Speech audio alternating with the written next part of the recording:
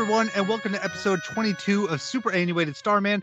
I'm your host, Sean Ryan, and as always, I'm joined by Chris Duerksen. Always. And Cory Braucks. We were told to mute our mics because we make too many noises, so... Okay, so these guys are both sick. They're in the Midwest area, and the weather is awful there. Chris, what did you say the high was where you live? 19. And that's 19 degrees Fahrenheit. That is outrageous. Our last episode, we started off 2023 by discussing NBA Jam and its 30th anniversary. On this episode, we'll be doing a two-parter where we talk about our memories of Disney's Aladdin for both the Sega Genesis and the Super Nintendo. The music you just heard was from both the Sega and the Super Nintendo versions of the game, but going forward, I'm only going to be doing one or the other and in no particular order. And like we did on the Super Mario Bros. Super Show episode, we'll be giving away more Switch eShop codes, so stick around to the end of this episode to learn how to win. Because we're going to be covering two games, there's going to be a lot of breaks, and that means a lot of music. So enjoy this track from the Super Nintendo version and join us when we come back and review the history of these two amazing games.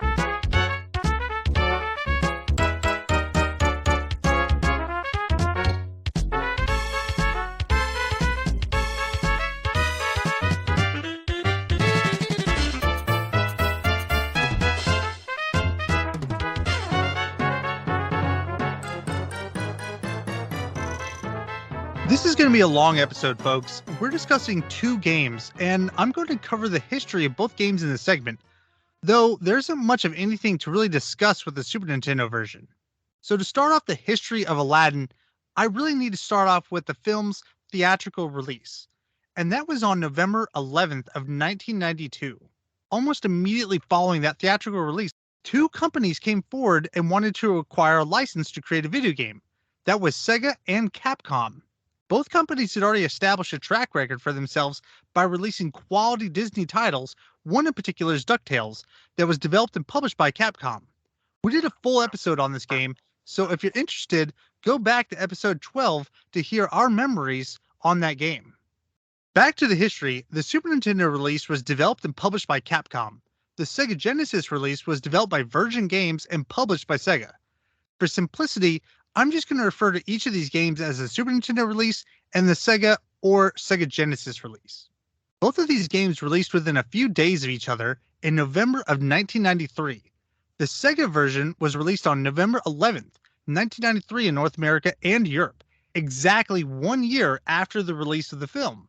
The Super Nintendo version released on November 21st, 1993, a mere 10 days later. That Super Nintendo port was eventually seen on the Game Boy Advance in 2004, whereas the Sega version was ported to MS-DOS, Amiga, the NES, the Game Boy Color, with release dates that vary all the way from 1994 all the way to 2000. They kept porting that game for 7 more years. Oof. They really rode that into the ground, didn't they? They really did. They just squeezed all the blood they could from that stone. And the one that was ported for 7 more years, that was the Capcom Super Nintendo version? No, that was the Sega, the Virgin port. Okay. So, fun fact I learned about the Genesis port. They actually used Disney animators to make that version. Yes, and I'm going to talk about that. That's the first ever to use hand-drawn animation. Correct. And instead of flipping back and forth, I'm going to focus on the Sega history first. Sega originally tasked to develop the game to Blue Sky Software, who had previously developed Ariel the Little Mermaid and set a fall 1993 release. At the time, Blue Sky was already working on Jurassic Park, another licensed title that was set for a summer of '93 release. Because of this, Blue Sky only assigned a small team of around 8 people to work on Aladdin, which significantly slowed the project's pace. Disney producer Patrick Gilmore was dissatisfied with the lack of progress compared to the Super Nintendo version. He felt that the artwork failed to reflect the film's visual style. With Disney's management unwilling to allow the license to be secondary to another property, they decided to cancel Blue Sky's game and hire a new developer. Eventually, Virgin won the pitch for Aladdin, and development started in January of 1993 with a deadline of October of the same year. They wanted to do this so that they could complete production and coincide with the home video release of the film. This left Virgin with a roughly 9 months deadline to finish this game. In an interview, David Perry, the game's director, said that development lasted roughly 99 days. That is outrageous.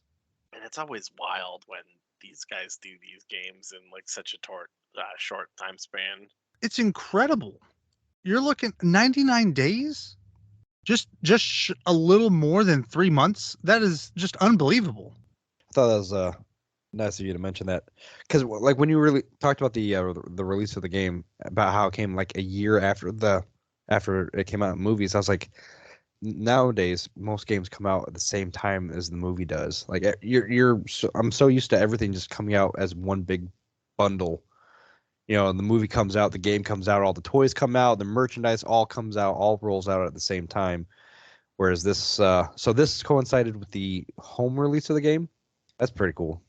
Like Cory mentioned, a team of 10 animators worked on the animation frames, making it the first video game to ever use hand-drawn animation. That work was then shipped to Virgin California's facility to be digitized.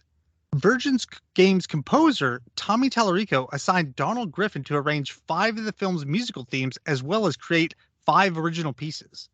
And that interview that I mentioned a minute ago with David Perry, that's on the Disney Classics collection for Switch, which has The Lion King, Jungle Book, and Aladdin. And there's some videos in their museum section where Tommy Tallarico talks about the process of going from this massive orchestral soundtrack being compacted all the way down to a digitized sound for the Sega Genesis. The Sega game went on to sell 4 million copies worldwide, making it the 3rd best-selling game of all time. That's only trailing Sonic the Hedgehog and Sonic the Hedgehog 2. You mean best-selling Sega game or the best-selling Sega game of all time? As far as the Super Nintendo release, I couldn't find much about the development. However, the release did sell approximately 1.8 million copies worldwide. That's only roughly half of what was sold on the Sega Genesis. And one interesting note, Shinji Mikami, the game's lead designer, said that if he had not made the SNES game, he would probably buy the Virgin game because it had a sword and better animation. If you're hearing the name Shinji Mikami and it sounds familiar to you, that's because he was one of the designers on Goof Troop for the SNES, another Disney-Capcom collaboration. But more importantly, he was the director for a little-known survival horror title on the PlayStation 1. You might have heard of it, Resident Evil. You guys ever heard of that game? No. I do know God Hand, though, so, I mean, does that count? I mean, that's close enough. Okay, cool. I really wish I had more information about the Super Nintendo release, but as with most things with Nintendo, a lot of that information is kept pretty close to the chest, and they remain a very secretive company even to this day. And I wouldn't be surprised if there were some NDAs to keep most of the development staff quiet. Before we get into our personal histories with the game, I want to bring up an interesting comparison here. We previously covered Teenage Mutant Ninja Turtles, Turtles in Time, a game that was developed and published by Konami, which had a sister release in the form of Hyperstone Heist on the Sega Genesis. This was also developed and published by Konami, but in this situation, we have 2 games that, with some minor differences, are essentially the same game but with completely different names.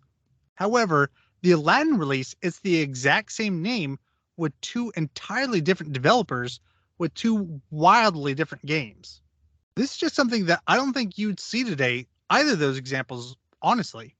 But with all that out of the way, here's some more music from the Sega version of Aladdin.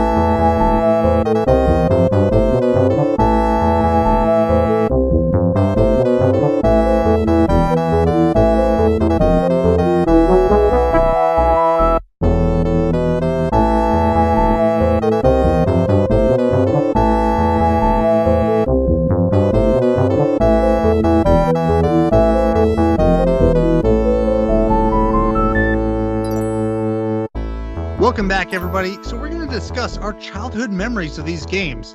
And coincidentally, Cory has memories with the Sega version, Chris has memories with the Super Nintendo version, and I have memories of both. So we're going to be able to kind of cover everything all at once. Cory, why don't you start us off and tell us what your memories are of playing this game? Yeah, so I had Aladdin on the Genesis, and it was super hard. The end. Yeah, the end. No, I don't know. I mean, this is a title that we certainly got a lot of playtime on, and I cannot really remember anything past like the fifth stage because it's super difficult. There was just a lot of time spent in the house, especially with like my sisters and everything. Like this was on the TV a lot, and it was just something of like it was just a source of like endless frustration. I don't know anyone who had like beaten this as a youth. I really don't know too many people I could think of that had really beaten this as an adult now, but it's a really hard game. And I did have the Genesis version, which I mean, I don't know if I'm jumping too far ahead now, but like after playing both of them, I would say that the Genesis version is probably harder. But it also did have that really cool, like, it looked like the film. So, I mean, that was always like the really neat thing about it, where it really felt like you were like playing Aladdin while playing through this game. So, I don't know. It was a lot of fun to play, and it very difficult. And I remember constantly like getting into fights with my siblings because like people would want the television and you're like trying to practice this game or whatever, or you're trying to like get through it. And there's like, oh, like, can we watch our show now? Like, you've been on there forever. It's like, shut up. I haven't gotten past like the carpet yet. I need to do this. And just getting so mad at it. And like, this is probably one of the few games that like would actually threaten to break a controller. Like, you take that Boomerang Genesis controller and you just get so mad that you would just like whip it. Chuck it like an apple. Yeah, you just throw it and it just, oh, man. But I don't really know what else to say. I mean, like I said, it's something where I can't recall anyone ever really beating it, and I don't even recall ever seeing the last like couple of stages until like recently. So that's really like my memory of playing through this as a kid. Those are a lot of great memories. Chris, what about you? And we know that you got your Super Nintendo, like me, a little later after its release. Around what time did you get Aladdin for the Super Nintendo? So I never actually had it. We rented it a few times, and what year did you say the movie came out? Was that what, 92 or something? Yeah, it's 92. Yep. So by the time I actually got the Super Nintendo, I was too old and too cool to worry about Aladdin. But I remember, well, and plus also the fact that I remember playing the rental of it at my dad's, and the game just being ridiculously hard. And to take note on Cory's note, I actually think the Super Nintendo version is harder than the Sega version. But that's really interesting, and I want to hear your opinions later on for both of you why you feel that way. Will do. But I remember as a kid, like everybody loved the movie when it came out, and the game naturally, like I always thought it was like a solid Super Nintendo game, but it was ridiculously hard. We never got, I mean, it was just a weekend rental thing, so we never got past a few levels. But as I got older and retro games started becoming cool again, Aladdin got the reputation of just being this ridiculously hard retro game that was still, I don't even know how to phrase it, but kind of, like put you to the test about, whether, oh, can you beat Aladdin? Like it got this reputation about it for just being a hard game.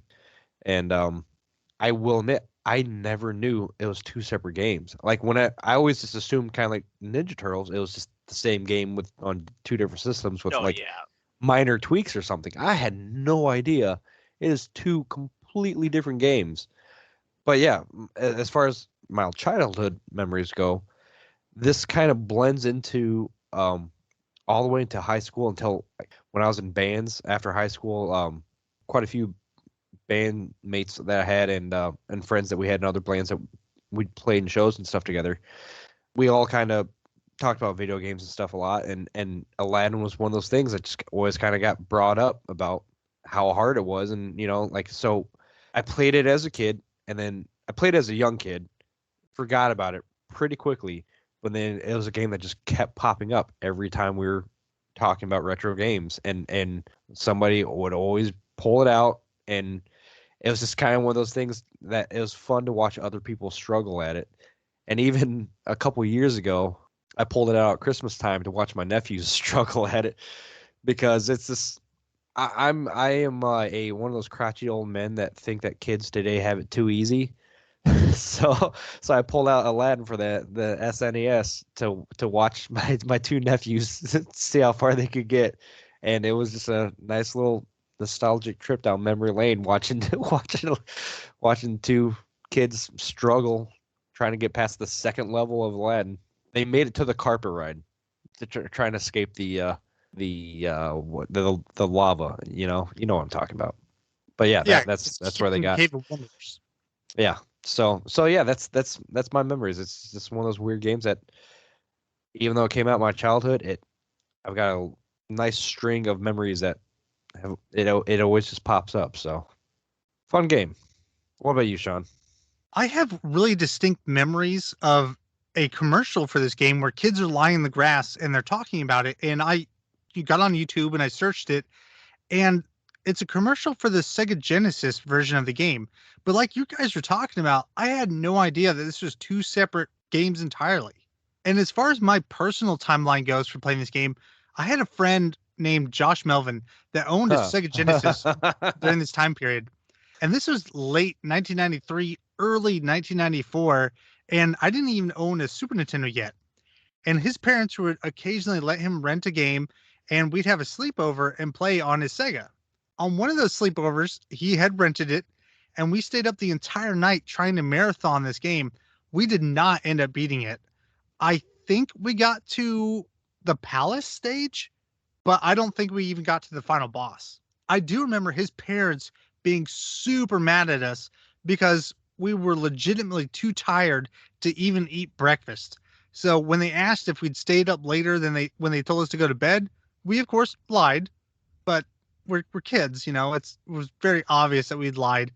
So they didn't let us play for the rest of the day, even though it was a rental and there was only a limited amount of time. As a kid, I knew that some games would come out and they'd be virtually the same across two different platforms, especially licensed games like Cool Spot. Did you guys ever play that? The 7-Up game? Yes. Yeah, I played Cool Spot. Which coincidentally is another version game that both David Perry and Tommy Tallarico worked on. But those games were identical on both platforms. So anyhow, I never thought of it, and I never thought anything of it while I was playing the Sega Genesis version. I just assumed that the games were the same. It wasn't about till 2 years later that I'd finally gotten my own Super Nintendo and I rented this game. And I was having some serious Mandela effect because I had very defined memories of playing Aladdin and using a sword. So the Super Nintendo version doesn't have it, and I'm sure we're going to talk about that. And so I couldn't reconcile in my own mind why these games are too different. And while I did say that the games were wildly different from one another, the two games are similar to one another in the sense that they follow roughly the same story beats, the same locales, but it's the gameplay that really differentiates these two games. And in the Super Nintendo release, Aladdin does not use a sword, and instead it's more of an acrobatic feel to the game, where he's jumping on enemy heads as you traverse through the level. You swing from pole to pole, sometimes using clothing to zip line. And I do remember beating the Super Nintendo game as a kid, not on a rental. I eventually got it from my parents, and I really enjoyed that last boss battle, which I want to talk more about in our replay. But I have a question for you guys. Did either of you ever look up cheat codes as a kid? No, this was kind of one of those. This is that time frame that was like before everything was like in the back of a Prima strategy guide or Game Informer or whatever. Like this was before the internet really, so I never did. No, but I do remember one of the rentals came with the instruction manual for it, and somebody wrote down the level for the Super Nintendo one. In between each level, it gave you a password, and somebody wrote down the password for each level in the game manual. All the way to the end? I don't remember if it went all the way to the end or not. I just remember using it to check out the different levels.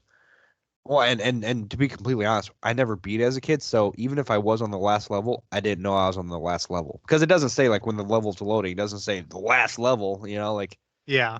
So it might have been, I might have gotten the last level. I honestly, I don't remember. Well, I downloaded the manuals for both of these games to read through them, and one neat thing, just like you were talking about, one of the PDFs for the Super Nintendo manual had the codes written in the very back in the notes section. Yeah, that's pretty much what it was. That I'm pretty sure that's where. Well, because you remember game manuals back in the day, they had the note section, the blank note section where you could take your own notes, and that's where somebody wrote them down in the rental version. Did you guys ever use those? What? The note sections and manuals? No, for the occasional RPG maybe, but I don't think really other than that. I wrote on pieces of paper and put the paper in with the manual. I was one of those weird kids that everything was collectible to me, so I didn't want to ruin anything. So I understand that mentality. Yeah, and even nowadays, like, no, I'm still the same way. Like, everything stays the way it was packaged and meant to be. That looks like we've wrapped up our memories of these games. So let's take a break, and when we return, we'll discuss replaying Disney's Aladdin.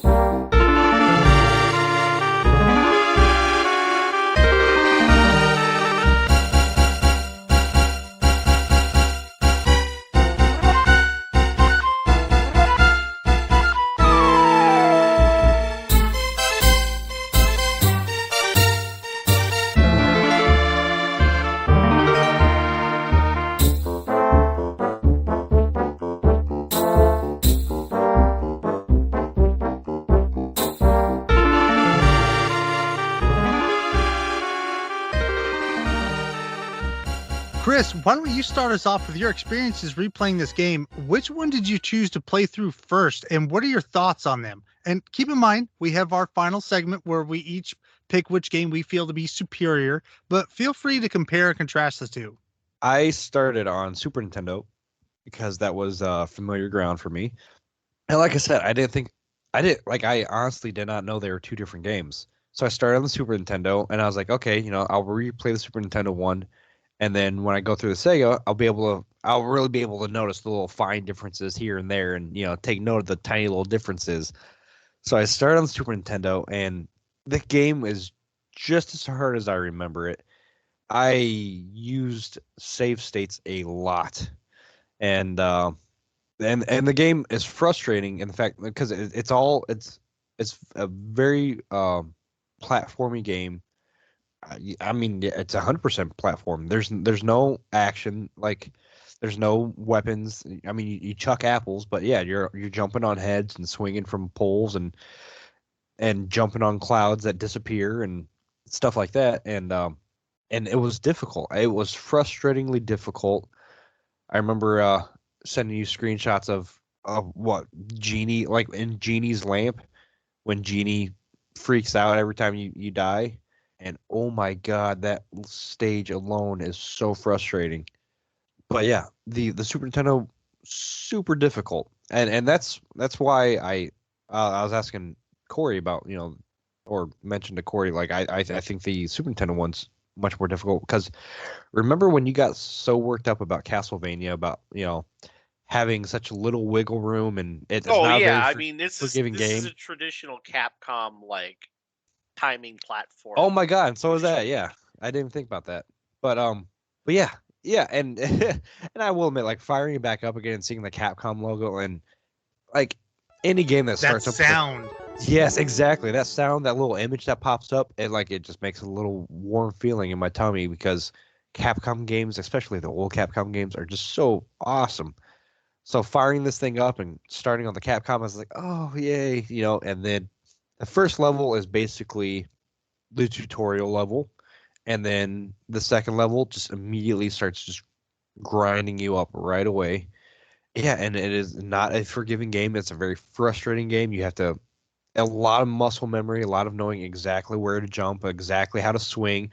A lot of oh my god, I can't remember what level it was on where you were having to swing from I think from like one hook to another, and if you didn't time the arc on your jump just perfectly, might have been in the genie level, but there's one part where I just kept dying over and over and over, literally Cave of because Wonders was like that for me because there's so many holes in the ground. You can just, in Yes. traditional Capcom fashion, if you miss a jump, you just plummet to your death, and you have yeah, to restart the exactly. whole damn thing. Yeah, and for the genie level, half the stage doesn't even have a floor on it. You're literally just jumping around through the sky. And there's one spot where you had like jump, catch something to swing from, jump onto a spring or something that threw you onto the next thing and that you had to jump and swing from. And for me, it was so difficult trying to get all like those two contradicting mechanics down in a row. Like it was just a very frustrating game. But I did beat it, and can we talk about the boss fight? Yes, go for it. When I got to the boss fight, I beat it on the first try, no tricks or rewinds or save states or anything like that. Like I was expecting, I beat it so easily that I thought, oh, okay, like the boss is going to You're come talking after about this. Jafar? Yeah, yeah, I beat Yeah. Jafar, and then even the snake part when he, spoiler alert, he turns into a snake, As he just like in does the in the movie. film, yeah. Yeah, and I beat him right away, like super easy. Like, and I thought, okay, I just beat up Snake Jafar. Where's the final boss? Because Snake Jafar, all you have to do is bounce on his head a bunch of times, and But I think yeah, that setting where you are fighting Snake Jafar is so cool looking. Yeah, like the yeah, Flaming Palace, yeah.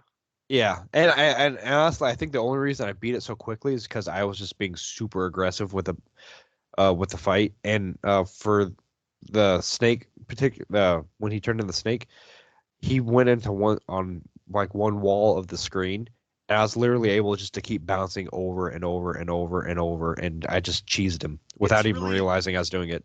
it's really funny to hear you mention like being super aggressive because so many of these old video games like Nintendo and Genesis, they don't really take into account that like you can just spam your attack. And I think it's true for a lot of these games, like when you get to the boss, if you just like mash your attack button and you kind of corner them, like you can just kill a lot of bosses through cheese that way. I think that's You can just a stun funny. lock them. Yeah, a Yeah, lot of these old school bosses, like we've mentioned it with Castlevania and I think Mega Man and like the Ninja Turtles, like some of those fights, you can just like, yeah, just put him in a corner, and I just kept hitting the button until he died. and that's exactly what I did with Jafar, and I didn't realize it was the final boss until it was done, and then I got the end screen, and that was the first time I've ever seen that, and Which is also the ending to these is interesting too. yeah, because I liked it just because like I said, I liked the movie as a kid, and then Gibson got into the movie a couple years ago, or like a year ago, and he liked the movie, and was you know rewatching the movies as an adult. I hadn't watched them since I was a kid, and so that was kind of fun. And then we played the game, and this it was also fun. But that was my Super Nintendo playthrough. When I loaded up the Sega playthrough, I was instantly blown away because it's a completely different game. Like completely different, which I mean we keep saying that over and over, but it really is a completely different game. And in my opinion, I'm just going to start off by saying, oh wait, no, you want me to save it for the end? I don't know what you're gonna say, but I'm going to probably. say I'm going to say the Sega one's better. Like it blew my mind because it felt like my childhood got robbed because the Sega one is so much better. And So starting on the Sega one, that one I didn't think it was quite as hard because it was I spammed the sword button a lot, but I was able. Oh, and the Sega one was great because you can remap your controls on the Sega one. So the controls felt great on the Sega one, and the art style, like you guys mentioned, it felt like you were playing the movie. Like the Yeah, artwork 'cause was great. Disney did it. Yeah, and when I was playing the the Super Nintendo one, like it is your typical Super Nintendo graphics, which aren't awful, and it had good sound. I like how the soundtrack mirrors the soundtrack to the movie as much as it could make it. So I had a good soundtrack in both games, but then the Sega one kind of blew the Super Nintendo one out of the water in every sense. Like the soundtrack was even better on the Sega one. The graphics. Okay. I That's your opinion, and I mean, okay. I have my own opinion on it. I disagree with you there. I feel that the Super Nintendo soundtrack is miles better. Really? Yeah, but See, I also spend a lot of time listening to both of these, isolating them in my headphones and only listening to the soundtracks. I could also be skewed because I also had a lot more fun playing the Sega one than I did playing the Super Nintendo one, and I don't know. I heard the Super Nintendo music a lot more on repeat than I did on the Sega one because I didn't die as much in the Sega one. But the artwork was just incredible. I love the sword fights and the sword action on the Sega one. Can I discuss like all the things I noticed right Just away? say what you're Yes, gonna say say. whatever you want. So right away, I noticed the fact that yeah, I already mentioned the customizable controls. It has difficult settings Difficult on the Sega one. settings. Yeah. The Sega one has checkpoints or like, kind of I don't know, kind of like the Mario, the halfway checkpoints or like if you die, you restart there. Yeah, Um there's checkpoints throughout the yeah, Sega version. the Sega one had idle animations when like if you set your controller down, Aladdin leans up on a sword, starts Oh, you chucking know an what? apple. I Now that you mention it, I didn't even think about that. Like how he just will like juggle. Yeah. I didn't even Yeah. think about that versus the because I never really sat these down and like ran away from them. I just turned them off if I was done right now. I mean, and the idle animation kicks in fairly quickly too. But I thought the Sega had, in my opinion, like I thought the music was a little bit brighter. Sega had way more enemies, and like where the Super Nintendo version had a lot of recycle enemies and a lot of same enemies, different color kind of thing. And then the Sega also had mini games in between levels and the bonus levels where you got to be a boo. And then the fact that the game also had an end game, like the vendor from the beginning, he pops up and you can buy stuff in the game. And then obviously, the graphics are way cleaner and they look like the movie, and Aladdin just comes alive a lot more because he's actually like when in the Sega one when you're climbing a rope, you see Aladdin climbing and the climbing animation looks great, and ducking and jumping and swinging a sword and throwing apples, like everything just they did a really good job on the Sega one. And I I really also recommend. Go ahead. Go ahead. oh Sorry. no no I was gonna say I also I did beat the Sega one too, and the boss fight was I think the final boss fight in the Sega version was a little bit more challenging because that one actually took me a few times, and the fact that yeah, like you had to go through like a gauntlet of dudes and Iagos and the like the final palace before finding Jafar, and Jafar's mechanic of sucking you in was frustrating. Like just like both games, the final boss fight has two stages where you're fighting Jafar and then you're fighting Snake Jafar. But I don't even remember the Super Nintendo version of Jafar. Whereas this one, like this Jafar, like he put up a fight at first because apparently his only weakness is apples. You can't smack him in the face with a sword, but if you hit him with an apple, that kills him. But yeah, I feel like I've been ranting and talking a lot, so I'm going to hand it over to you guys, and I'll probably just chip in on what you guys are going to say. But I love the Sega version. So what I was going to say was, I really recommend that you get out there and try to find those interviews with David Perry and Tommy Tallarico where they talk about the development for this game, where they really cover the music and they cover the animation and the time crunch and all this. But Cory, I'd like to hear your memories. Which one did you play first? And did you play through both of them? I played through the entirety of the Genesis version, and then I played through the Sega version up to like the second genie stage, and then I ended up just watching like a let's play of the rest of it. I ran out of time. You mean the Super Nintendo? Yeah, Was it a let's play or a speed run? it was a let's play. Okay. What's a let's play? Like it's someone who hasn't really practiced. It's just like a Oh. long play of the Just game. a casual playthrough. Yeah, so I was watching someone who hadn't like spent their entire lives perfecting the jump timers. You know, I actually prefer to watch those rather than speedruns. Well, speedruns just if I need to know what I'm looking at. But since I got through like over half the game, like I just decided to watch somebody play through their like remaining bit of it. Yeah, I just ran out of time for this one. And that's so Excuse good. me. Well, why don't you tell us about your playthrough in the Sega port? SMGArt is, as I remembered as a child, incredibly difficult and annoying. I ran through everything and I died a lot.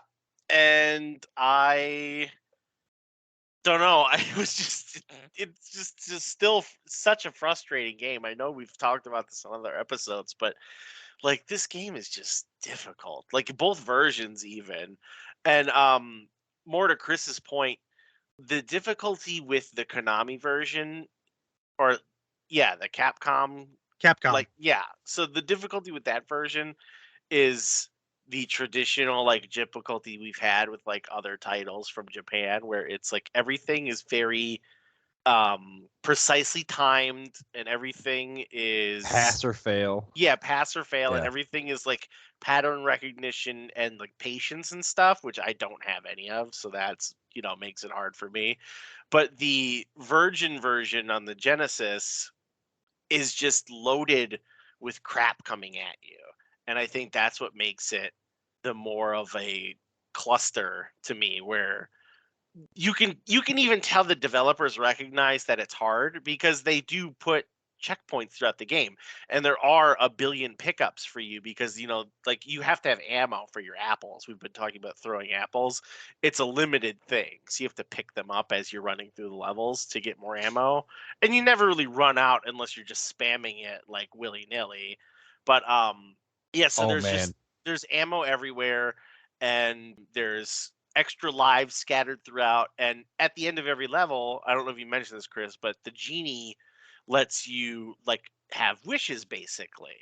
And it's a little like slot machine where it'll come up as either a bonus life or it'll come up as more apples or more score, or you can land on Jafar and it's like the game over where it skips through all your wishes and you lose the round. I didn't even basically. think about the fact. Yeah, the Sega one had the slot machine. The Super Nintendo had the Wheel of Fortune. Yeah, so there's two differences there even. But yeah, so at the end of the level, you get all these bonuses. So I mean, they're really giving you extra things as kind of like a handicap to pad the game for you.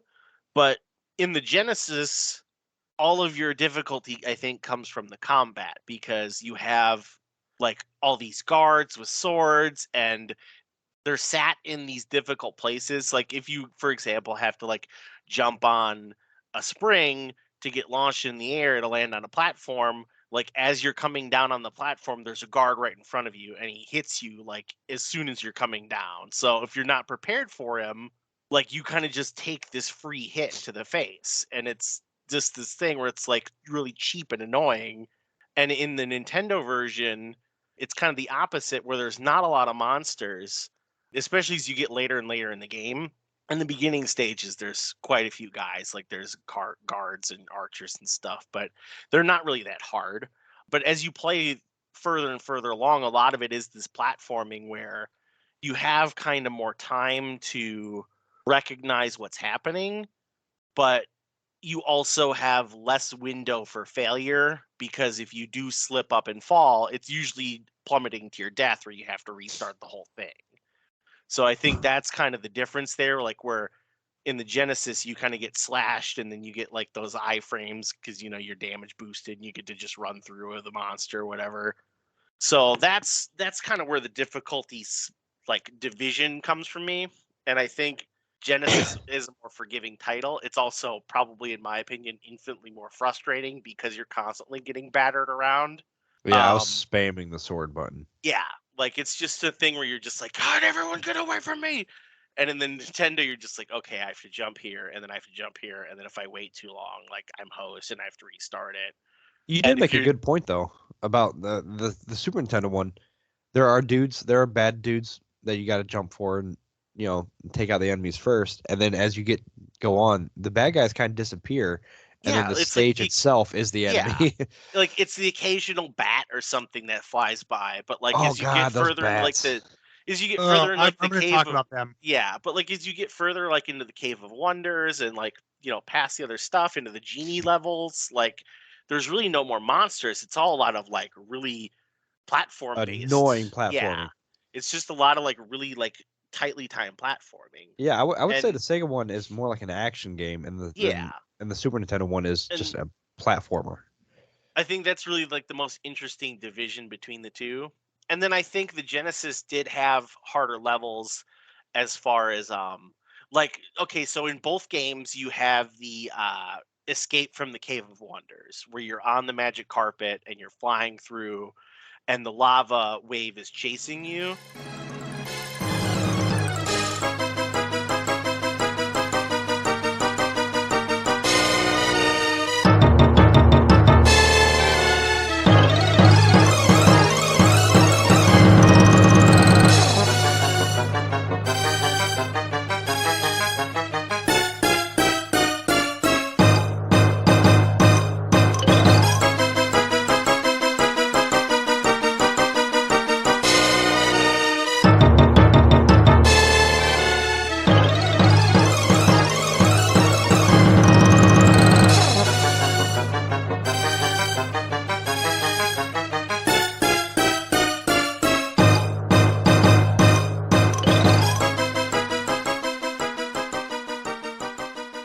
In the Nintendo version, rocks are falling from the ceiling and they're very slow falling rocks. But they're And you can huge. they are big, but you can just kind of skate to the front like third of the screen and you can more or less get through that stage in like one or two attempts. The Genesis version is much more of a like Battletoads go F yourself kind of run where Fast. there's Yeah. like there's just a spot where it's like okay the boulder of death is either going to be in the middle or the top or the bottom and you're going to get this little genie finger that tells you if it's up or down and you have to just react on that like 1 or 2 second And then there's one spot where indicator. the genie And he finger gives you a goes, question I don't mark know. and he's like yeah I don't know and then it's just like okay well this is a pure gamble and if you get hit you're just like oh I'm dead now. I had a question for the both of you guys, and I think you're already here. And that was there any level in either game that was just a showstopper, just a major difficulty spike that you just beat your head against the wall? Yeah, it's the Cave of Wonders carpet ride. For me, That was, go ahead, for Chris. me, it was the genie's level on Super Nintendo. And okay, so to the Genie's level, by the way, the Super Nintendo version, wildly different.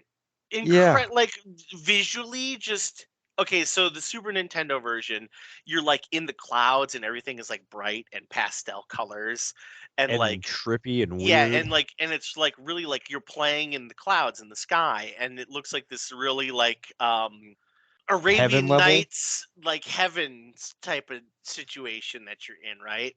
And in the Genesis version, it is much more true to the film, where like you're in this black room and like there's the neon genies circling through, and you have like the like that kind of feel to it, where it's like very casino nights. And Yeah. like I love that version of the game, and the Genesis one really threw me for, or the not Genesis, the Super Nintendo one really threw me for a loop where I was like, this is not the same at all. Like this is some weird cloud-based platforming. Like where's all the crazy like Robin Williams type comedy that I'm looking for in the background here? Yeah. But I think the genie level in the Sega version was much easier. yeah, and it's also Totally. cooler. Yeah. But like, and then in the Super Nintendo version, you have like the whole new world level, which is just a free level for you, basically. Did either of you guys catch all of those Easter eggs? I posted a lot of them up in the Discord that we have. And for everyone else out there, there's some great Easter eggs. And this is really the Sega version that we're talking about. You see in that second stage, there's a set of Mickey Mouse ears that are hung on a clothesline. Yeah. And you can maneuver Aladdin so that he will, in his idle animation, he will kind of move his head around. And if you position it so that he moves his head directly underneath that hat, it'll give you a 1-up. What? I did not know about that. That's really cool. Yeah, you also see Sebastian from Ariel and the Little Mermaid chained to the wall in the dungeon Yeah. level. Yeah. I caught. I think in the second one, because like I loved all the little Easter eggs that they had in there.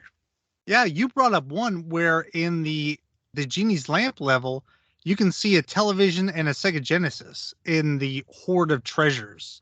I was also gonna say, and before that, it's just like the weird stop sign, and Yeah, Well, and I think the stop sign falls more into the traditional.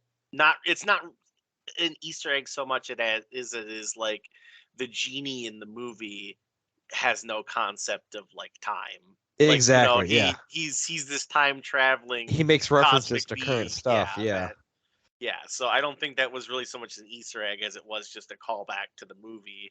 And it also is in the Genesis version, which was done by the Disney animators. So I think Yeah. that's where that also fell in.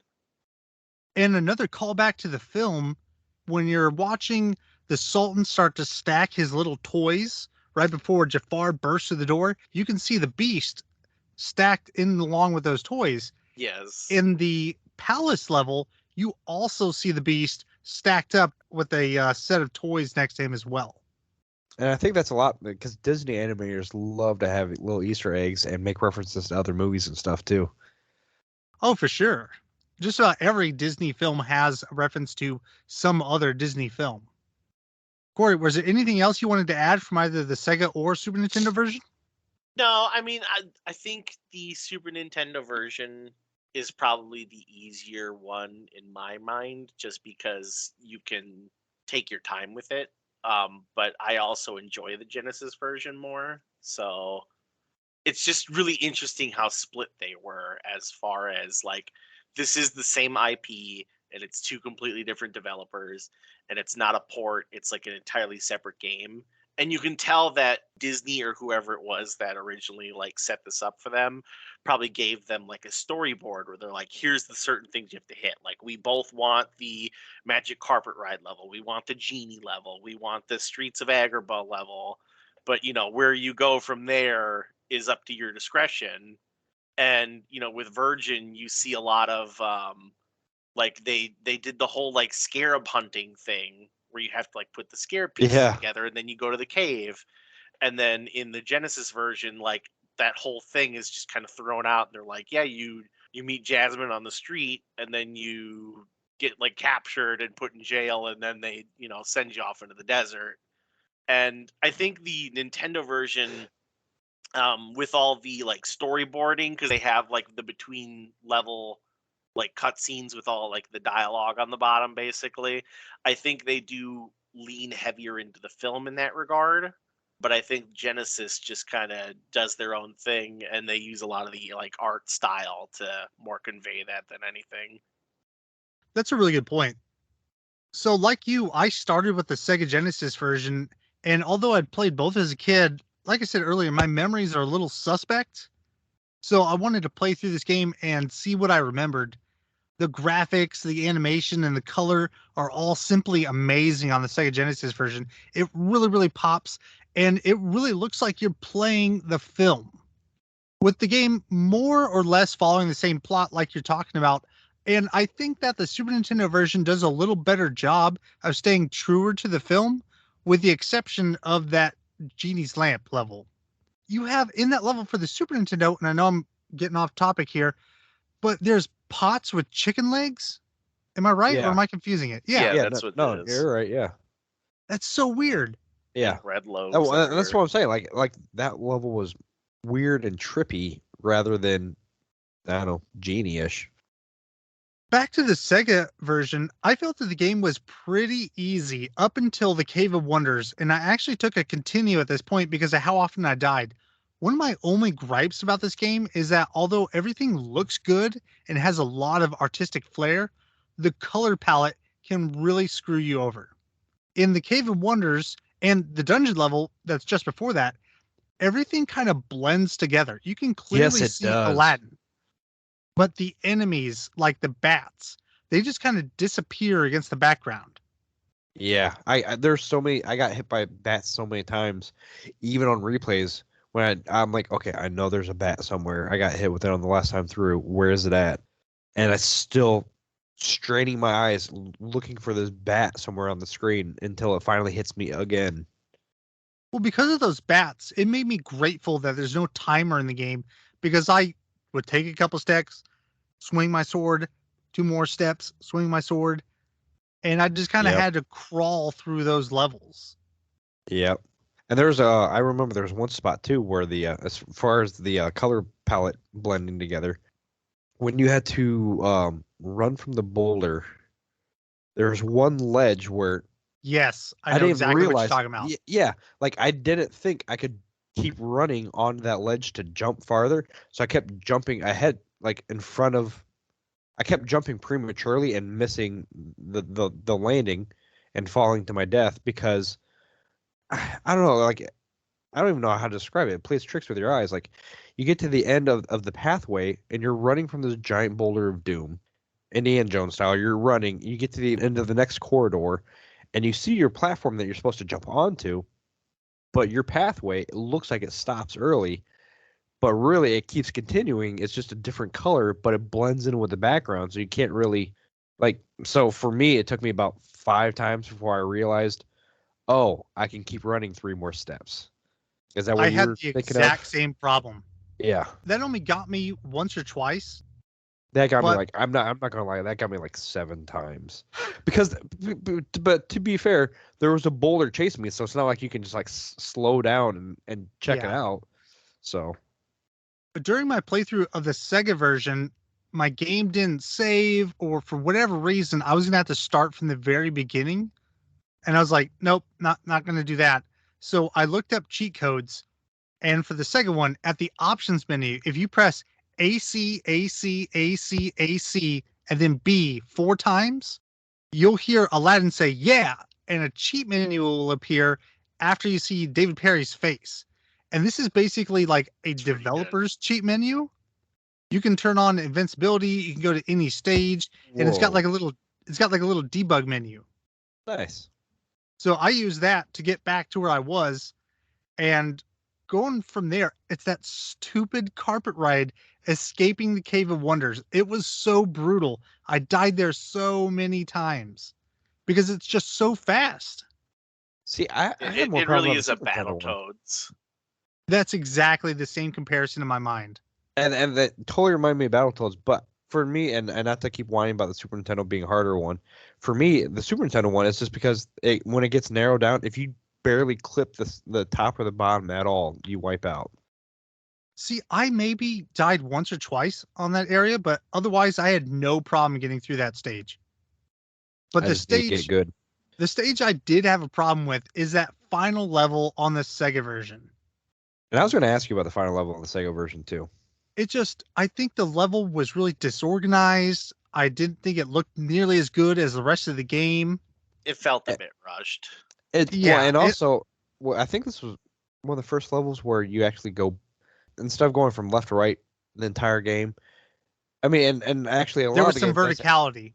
Yeah, there's a lot of verticality, but there's actually a lot of right to left, where like that stage felt mostly right to left Yes. rather than left to right, which kind of threw me off. But yeah, it also felt kind of And it's like another level where you can fall from a great height and have to repeat a very large section of the level again. yeah. But luckily the enemies don't respawn. Iago does. Yeah. Oh yeah. No, that's true. Yeah. But the guards don't. The Because guards don't. because yeah, there are a lot of times where I'd fall off the carpet or I'd jump off the carpet, fall what felt like 50 feet, and then luckily I didn't have to deal with the guards again. But yeah, Iago always shows back up again, doesn't he? And He why are there does. 50 Iagos? I know, but I get it. Video game. Yeah. But the final boss on the Sega one, I felt was a pretty big pain. Corey, you said that you don't really run out of apples. I I Not ran. until the I end there, was I yeah. was running out of apples constantly. And my problem with this boss is that you have to, if you run out of apples, because it's the only thing that will affect Jafar, because your sword doesn't, apples will spawn, but they're not on a timer. You have to shift the screen away and then come back so that they'll reappear. Yeah. And those are a giant pain in the butt. And not only because I Doesn't started that just fight with go into that 99 fight with apples. 9,000 apples. 99 is the max. And I went in there with 99 and I got down to 17 apples because I was just chucking apples like crazy. And I died. I was like, okay, well, maybe my apples will come back. No, you restart and you only got 17 apples and you're like, Yeah, that oh, is rough. shit. Yeah, that they should really send you to the fight with at least 50. And there's nowhere to farm apples up until I think I was able to get like 3 apples from going back and killing the guards, and there's some apples hidden behind some pillars, but it's only like 3. So yeah, I basically go back into this fight with 20 apples, and yeah, just trying to regenerate apples all the while Jafar was like sucking you in and pulling you and like throwing you over, and I'm not exactly sure what like magic that was, but it was annoying. It's sorcery. So that's what I have for the Sega version. The Super Nintendo, I feel, this is me, we have our opinions and we'll talk about them more later on, but I think it really captures the feel of the film, not the look necessarily. But I think it really captures the feel. As And far as like, the plot goes, I think you're correct. It doesn't really like I said, the storyboarding of the Super Nintendo one is much better than the Genesis. Yeah, yes. And but you start off both games traversing through the market of Agrabah, jumping on guards and finishing off the first level. And I want to talk about this part, which is something that I wish was, maybe they did change the story a little bit. The first level ends by you defeating a boss fight with the merchant that threatens to cut off Jasmine's hand for stealing a loaf of bread. And that fight took me several.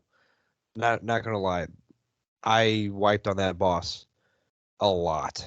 As a kid, as an adult, as a teenager, that fight, I don't know why, but that was like one of the Cory hardest mentioned, fights in the game. it's pattern recognition with that guy. Yeah. But also you have to lure him into swinging. Yeah.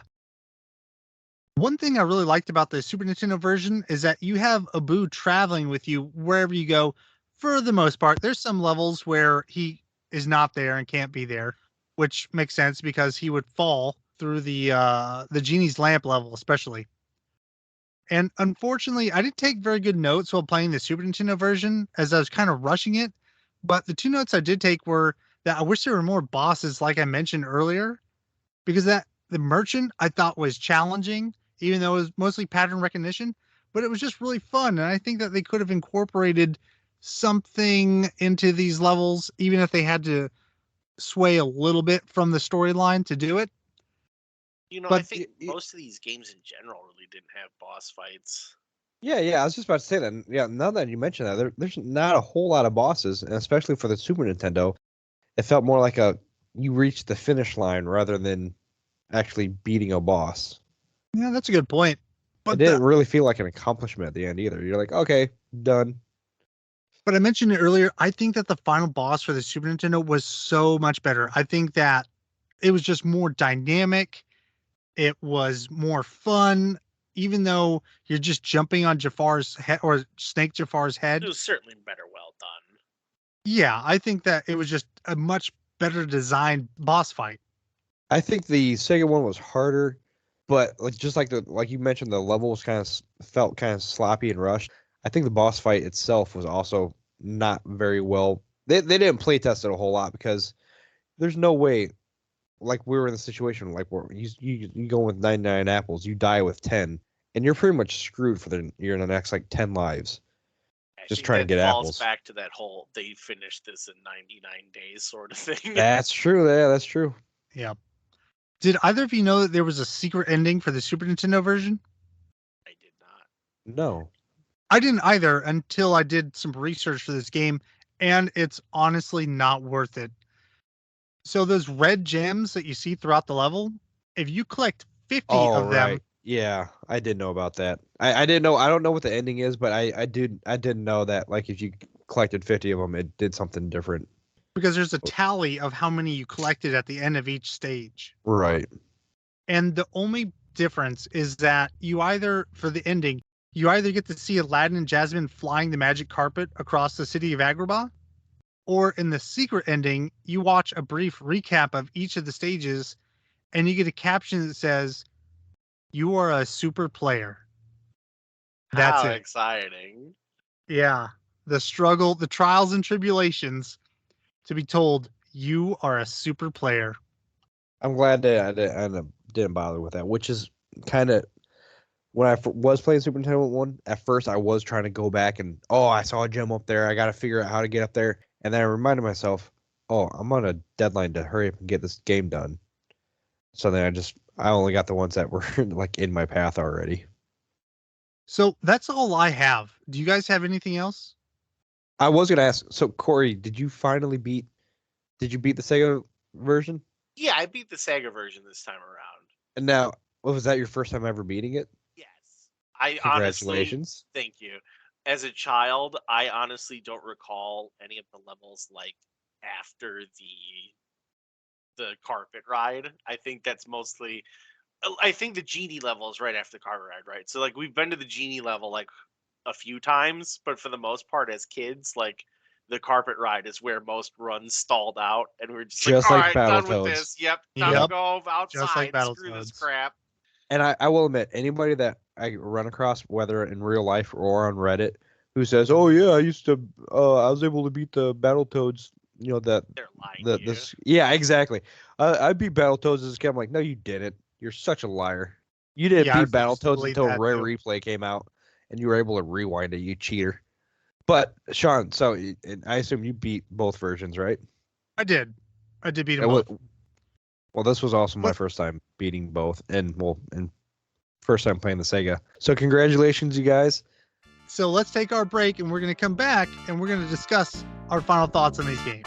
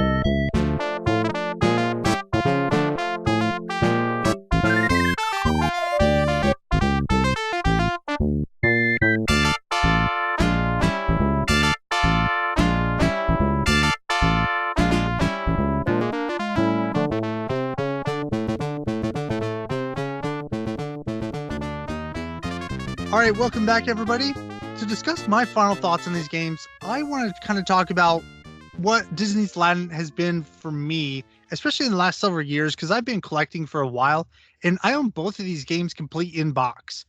And even looking at the cover of each game, they look incredibly similar. And this may be a little off topic, but if you check them out, on both of the covers, you see the magic carpet, Abu, Genie, and Aladdin. And Aladdin is holding a sword in both of these covers, despite the fact that he never uses one at all in the Super Nintendo version. Boom. Get wrecked, Super Nintendo. I think both of these games hold up extremely well. I think they're fun to play, and both games have unique things about them that make them interesting. But I think the better game here is the Sega Genesis version by version.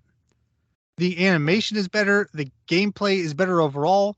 You have a sword, but I think that the Super Nintendo game has better platforming and a better soundtrack, like I said earlier. But the Sega does have some absolute bangers in there, like the Escape.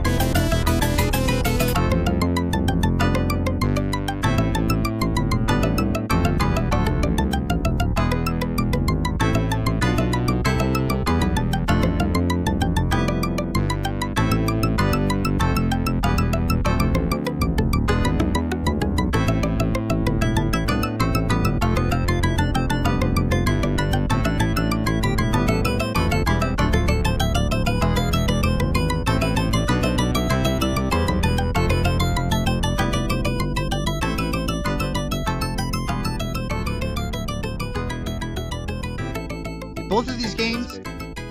Say what? Did you just cut to the escape right there? Sure did.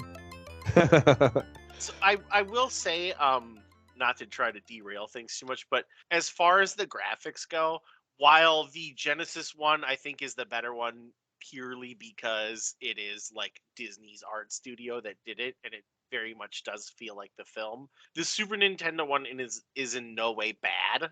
I think no, it it's not really bad at all. is like a really beautiful looking game. It's just not Aladdin as far as like my childhood mind. Yes, and so both of the games roughly follow the film, although the second version really kind of goes off the rails after you escape the Cave of Wonders on the magic carpet. But I think we mentioned it. I think it's the incredibly short development cycle that really started to show, because the lamp level was very short, and then you're back at the palace briefly, and bam, final level. Whereas the Super Nintendo version does a much better job of following all these story beats. So, Chris, what are your thoughts? I would agree with that. I definitely think the the question I was going to ask: which version are you more proud to beat? The Genesis. The Super Nintendo version. Same here. Super Nintendo. When I beat the Super Nintendo one, that felt like a life milestone right there. Well, When I think it might just be the fact that I had the Genesis version as a child, but finally finishing that, it was just yes, I've done it. So finally, yeah. You Well, know, I get like that feeling a lot doing this show with you guys. so do I. Because some of these games I haven't beat in the past, and I'm like, oh god, but I finally did it. Yeah, finally beating the Super Nintendo version of Aladdin. Finally felt like I crossed that finish line of a marathon that I limped over in last place. But I finally got it done. And my final thoughts is just, oh my god, they're both fun. The Super Nintendo one is your classic Capcom Super Nintendo graphic Super Nintendo platformer. I don't know how to describe it any better than that. It's a challenging game. It's a fun platformer. But the Sega one is like, I don't doubt for any second of why this is the fourth best-selling Sega game of all time, because it is a fantastic game that Third best selling. third best-selling, even better. I mean, like it is a great game, and this is one I will probably replay again because it was fun and the animations were great in it. The action was fun. Like it was, and it's not a game that I don't know.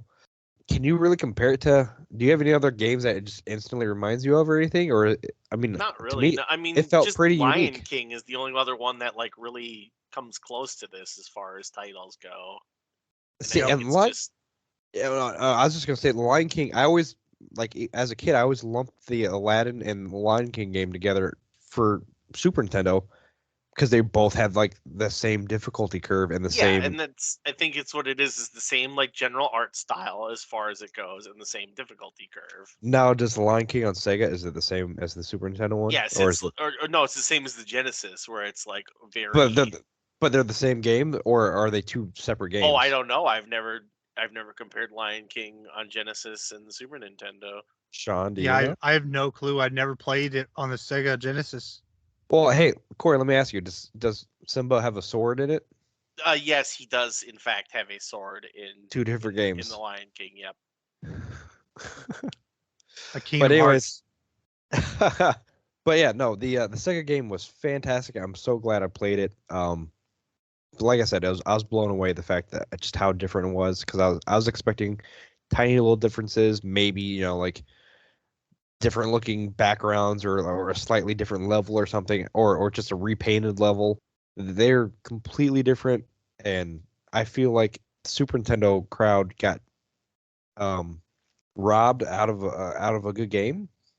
And I shouldn't say that, because the Super Nintendo one wasn't bad. I mean, like, it still became a legendary Super Nintendo game, but I think for different reasons than the Sega one did. Well, they're just so like they really are like two completely different games. Like Yeah. they're the same idea behind them, because they're both Aladdin, but one of them is this like tense platforming game, and one of them is just this like adventure side-scrolling like fighting, Yeah. run and jump murder fest basically. And it's so weird. And Sean mentioned it earlier. Like this something like this would not happen Yeah.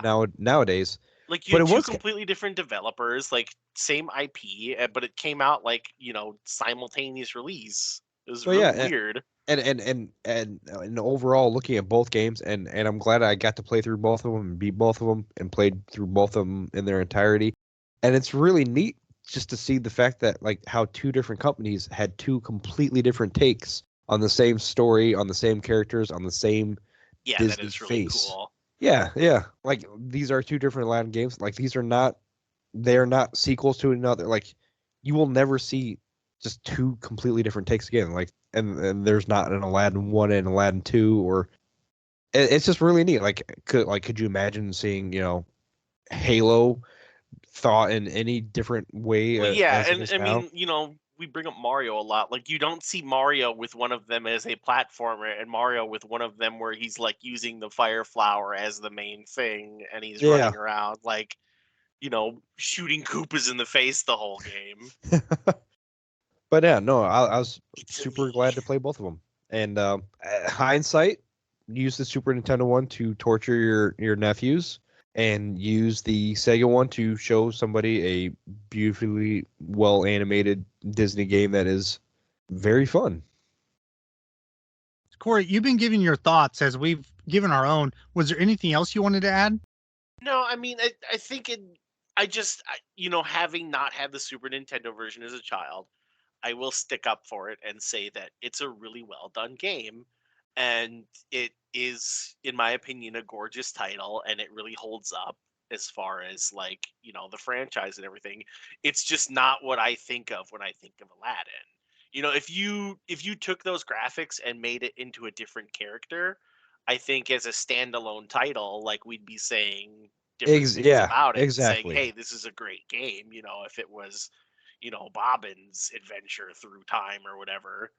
But it's not Aladdin. Like, the fact that Virgin got Disney's animators to animate the game for them, and they made it this, like, true to video title, really makes the Genesis like the superior thing, in my opinion. Yeah, I would agree with that. The fact that there is something to compare it to means that like one will always be better than the other, and unfortunately for the Super Nintendo one, it is the Sega. Yeah, I don't think there's really a whole lot more to say on it. Taking the topic in a very different direction. 2 episodes ago on the Super Mario Brothers Super Show episode, Cory had some pretty strong opinions about voice actors in media, and I made the comment that the death of voice actors and the rise of celebrities started with the Disney film Aladdin. Now, there are some exceptions. That's one in particular is Burt Reynolds and Dom DeLuise both voiced characters in All Dogs Go to Heaven. But it wasn't until after Aladdin's success that you started seeing traditional voice actors less and less, and Hollywood started to push celebrities to headline their films for marketing purposes. Oh yeah, you should probably thank Robin Williams for that. That's exactly the problem. And he was against it. He didn't want his name to headline all these things. And it's a huge shame because they really took away opportunities from some very talented voice actors. Do either of you know who Scott Weinger is? Nope. Can you Cory? name what characters he's in? Well, he's the voice of Aladdin. Oh, He's the main I've character, been muted this and whole no time. one. Sorry. Oh, yeah. you have? Yeah. Sorry. Oh man. But yeah, So, yeah, I do know. did you think I was just I trampling was over like, you? what is happening? I'm looking around going, what's going on? All right, I'm just an idiot. But yes. Yeah. So this guy, he's the voice of Aladdin. He's the main character, and no one knows who he is. Because if you think of one person from Disney's Aladdin, it's always going to be Robin Williams. Right. And what's his face? Iago. Gilbert Godfrey, Gilbert Godfrey, Yes. yeah. that's to a much lesser extent than Robin Williams. Yeah. Well, and I was saying no one could hear me. The interesting thing is that Disney has a really good track record of they tailoring their content to certain people. Like Yeah. in the past, they have actually used like professional musicians to do a lot of their voice acting because of the musical numbers. Like you had Roger Yeah. Miller was the rooster in Disney's Robin Hood. He's the guy that does whistle stop, like dee dee dee la dee lee Yep. do do. That guy is the same guy that did like trailer for sale or rent. And Yeah. then you had Baloo was God, what is his name? Can't remember his I name know who off you're the top of talking my about, head, but but I can't remember his name yeah, either. he's another like 50s era singer that did like Darktown Poker Club and stuff like that. And like Disney has a really like interesting track record of like hiring musicians even in present day. God, I can't remember. It was like in Rapunzel or one of the newer ones, they hired one of the girls that did it's like Mandy Moore or something because she's a Yeah. singer, and they had her do voices. So I think the thing that happened is I think they hired Robin Williams, after seeing like Mork and Mindy probably, and they were like, let's do this because he's a really funny guy and we'll have this like funny role for him. But because he really did steal the show and he is like a really prolific actor, I think it really just kind of rewrote history, and they started leaning heavier and heavier into this thing, and it really did kill voice acting. Yeah, and that's like I said, that's such a shame because there's so many talented voice actors out there that did not deserve that fate. Oh, and Louis Prima was the monkey. He was the orangutan in Jungle Book as well. Anyway, but and it's not to say that actors can't do voice acting. Like Mark Hamill, for example, is a very prolific voice actor, and he's also Luke Skywalker. Yeah. But I think that voice actors in general are these people that have trained their vocal range and have really trained to make themselves what's the word I'm looking for here? They've trained to like portray, emotion through their vocal only and not through like body movement as, actors do.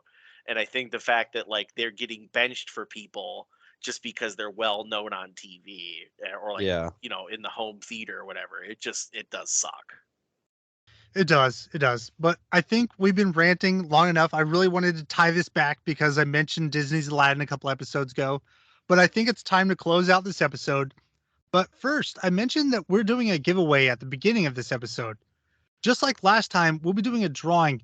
And if you've already won previously, you aren't eligible. So sorry, Atma, you can't enter this drawing, but I do hope that you're having fun playing Shovel Knight. What are you giving away today? So I have Switch codes for 3 different games. I have Celeste, Shovel Knight, and Moving Out. All 3 are great games. And by the way, everybody, he gave me one of the codes for Celeste. It's an amazing platformer. Oh my god, that game is so good. Thank you, Sean. Cory, did I give you one as well? I can't Yes, remember. you did. I did. haven't Okay. actually sat down to do anything with it yet. Oh, Well- dude, wait till you play it. It's so much fun.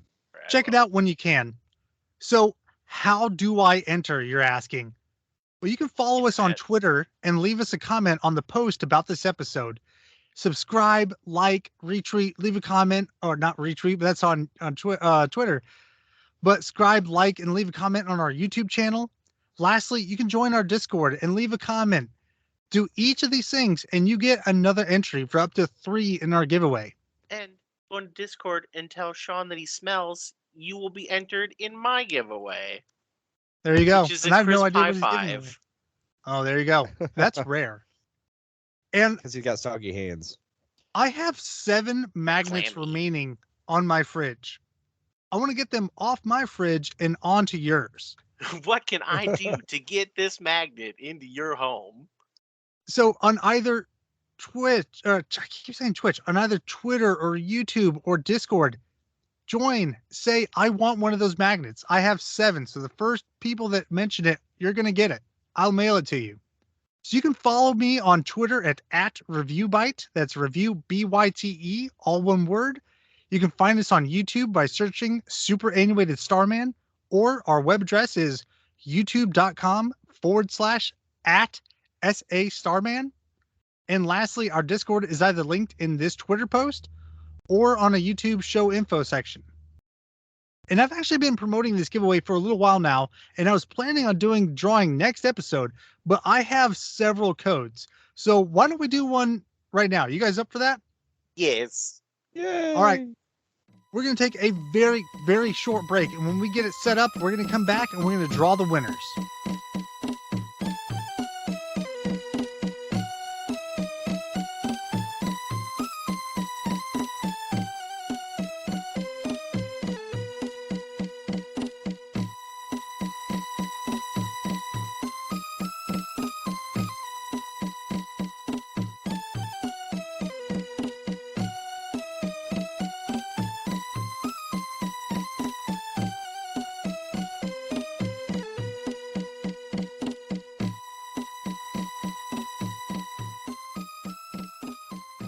Okay, so welcome back. We've got everything set up. We've got our random number generator. Cory, what number did you get? I got number 10. It's my good friend Fernando. Congratulations, Fernando, Mr. @Fermad. So you win. What does he win, Johnny? Okay, so for both of these people, you'll be able to choose one code from either Celeste, Shovel Knight, or Moving Out. I said Shovel Knight. It's not Shovel Knight. My bad. It's what's the other the night game? Hollow Knight. Hollow Knight. Hollow Knight. Okay, thank you. Oh, I didn't know it was Hollow Knight. That's That's a a great game title too. Yeah. Yes, it's Celeste, Hollow Knight, or Moving Out. So my apologies to anyone out there that was like, oh great, I'm getting a chance to Shovel Knight code. All right, so I have 4 Celeste codes, 4 Moving Out, and 2 Hollow Knight. So you get to pick any one of those 3. And Chris, who do you have? I picked 4, which is SMGArt. It's at SMGArt12 on Twitter. Congrats, buddy. Okay, so same for both of you guys. Now, if they both pick that Hollow Knight, that means that the choices are only Celeste and Moving Out for everybody else. Which are still great games. Still Phil great games. Harris. I'm sorry. Phil Harris is the voice actor in Blue. Anyway, continue. So if you didn't win on this episode, that's fine. Your name is still on the spreadsheet. You're still in the drawing. We're going to do another giveaway until I've gotten rid of all of these codes. So we just gave away 2. So there are still 8 more. So those 2 people, I'm going to put you on Twitter because you're both from there. So that works out perfectly. And I want to get your information on which game you want. Guys, I think that wraps up this episode. Chris, Cory, thank you for joining me yet again. Thanks for the suggestion of a Thank great you game. to Robin Williams and Phil Harris. Rip. Are we going to talk about the next game? Yeah, we are. So, Cory, why don't you tell us what game we're going to cover next? We are doing Spyro. Very exciting. So that's Spyro the Dragon that originally came out on the PlayStation 1. I'm going to be playing it on the Switch this time around. I also will be. I'm going to be playing the remaster. On the Switch? No, on the Xbox. Ooh, on the Xbox. Aren't you fancy? All right. So, yeah, it's cheating because I'm going to have polished up graphics and everything, but still the same. Are we Just also going to mention Rare giving us such a wonderful present? Yeah. GoldenEye. Yes. Yeah, so on the topic, GoldenEye just was released for the NSO expansion pack and also for, what is it, Chris? Xbox on Game Pass and part of the Rare Replay. There are 2 different ways that you can play GoldenEye, and we're going to be playing that ourselves. So hopefully we can all play together. I don't know if that's going to be an episode or a bonus thing, but we're definitely going to be playing some slappers only on Complex. You know what we should do? If any of the listeners have a Switch out there and have GoldenEye on your Switch, the Switch version allows for online multiplayer. The Xbox version does not. If you want to join us and play the Switch... I suppose if you still want to do split screen. Yeah. The Xbox has couch multiplayer. But if you want to play online with your boys here at Superannuated, hit us up in Discord. We can... We might have to set up like a Saturday or something to do exactly. That'd be fun. Really fun. Yeah, but we can figure it out. Is encouraged. So all of those of you listening out there, thank you so much for taking the time out of your day to listen. And an especially kind shout out to Elizabeth S. for the wonderful, kind comments that you made about our show. She sent an email to me that I shared with you guys. They're just wonderful. Really made my day, honestly, made my whole week. Thank you. So until next time, this has been Superannuated Starman. We'll see you in the next episode.